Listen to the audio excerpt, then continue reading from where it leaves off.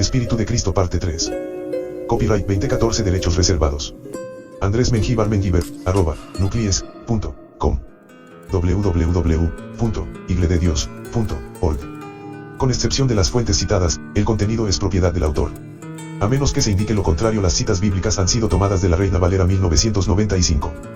No olviden suscribirse al canal, darle like y compartirlo con otros hermanos de la Iglesia de Dios en formación ministerial, ya sea jóvenes, hombres y ancianos. Les invitamos a enriquecer estos contenidos con sus comentarios en los videos. Les recordamos que no representamos a ninguna organización en particular, sino solo a la doctrina de la Iglesia de Dios, con la intención de la formación de sus miembros en el ministerio. Paz a vos. Significados de espíritu. La palabra espíritu, ruach, hebreo o neuma, griego, es usada en la escritura para referirse a diferentes virtudes, habilidades o manifestaciones tanto de Dios como de los humanos. Asimismo, se usa para referirse al Espíritu Santo. En este último caso la situación crea dificultades de entendimiento para muchas personas. Cuando la Biblia menciona al Espíritu de Dios, el lector inmediatamente piensa que esa es una referencia al Espíritu Santo. Prueba de esto es el modo como los editores de Biblias, como se ha demostrado arriba, tratan el asunto. Claro que para evitar confusión lo necesario sería tener en mente las muchas manifestaciones del Espíritu, eso ayudaría mucho a evitar errores de interpretación, y aquí unos ejemplos. Génesis 1:2 y un viento de Dios aleteaba por encima de las aguas. La palabra ruaj es traducida a nuestra lengua como espíritu, viento o vida, y como tal en este versículo es vertido como viento, pero en el contexto de la creación al cual se está refiriendo este versículo no se refiere al viento en sí sino al espíritu o poder creativo del Altísimo. La palabra aleteaba es interpretación y no traducción de la palabra hebrea merajefet. Más bien es interpretación de los editores cuyo propósito, al parecer, es hacer referencia disimulada al Espíritu de Dios que descendía como paloma mencionado en Mateo 3:16. En realidad no es posible que el viento aletee, puesto que el significado aletear es propio de las aves. En cambio merajefet se puede aplicar al poder creativo de Dios, el cual agitaba, no aleteaba, las aguas en la obra creativa que estaba desarrollando. Esto es más razonable verter la palabra como agitar, pues va con el contexto creativo que se está dando. Así, ruach, en Génesis 1:1, se refiere al espíritu o poder creativo de Dios que agitaba las aguas. Génesis 6:3 No contenderá mi espíritu con el hombre para siempre. Ánimo, paciencia y disposición son manifestaciones del Espíritu tanto de Dios como de los hombres. Como tal, la paciencia de Dios para continuar esperando la reacción de arrepentimiento del hombre se había agotado y el diluvio debía venir. Así, en este texto el Espíritu está representado por algunas de sus manifestaciones. Isaías 61:1 El Espíritu de Jehová, el Señor, está sobre mí. Aquí tampoco se refiere al Espíritu Santo, más bien se refiere a la sabiduría, gracia, autoridad, poder, etc. Con lo cual el Señor Jesús estaba dotado por su Padre para traer el mensaje de salvación al pueblo judío. Y así, versículos como estos en los cuales el Espíritu de Dios es mencionado son abundantes en la Escritura y son claras referencia a las manifestaciones de su poder y del modo como se manifiesta tanto en la creación como entre los humanos. El Espíritu Santo en el Antiguo Pacto. Se evita profundizar sobre el asunto, pues esta sección solo intenta proporcionar breves ejemplos de las manifestaciones de Dios. Cuando la mención se refiere al Espíritu Santo se hace para presentar directamente a nuestro Dios y no a una de sus manifestaciones. Así, el Espíritu Santo, el amor de Dios, la ira de Dios, el cuidado de Dios por su pueblo, la voz de Dios dirigida a los profetas, la creación del hombre, y muchas más son manifestaciones inequívocas de ser el Altísimo quien de modo personal se manifiesta. En cambio el poder de Dios solo son una emanación de él, como, por ejemplo, sea la luz, produzca la tierra, haya expansión, etc.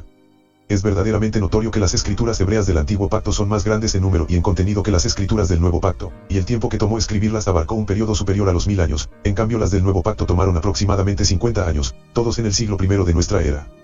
Pero aunque la diferencia de tiempo, cantidad y volumen de las escrituras hebreas sobrepasa a las griegas, la mención del Espíritu Santo en ellas es relativamente escasa como lo fue su participación activa.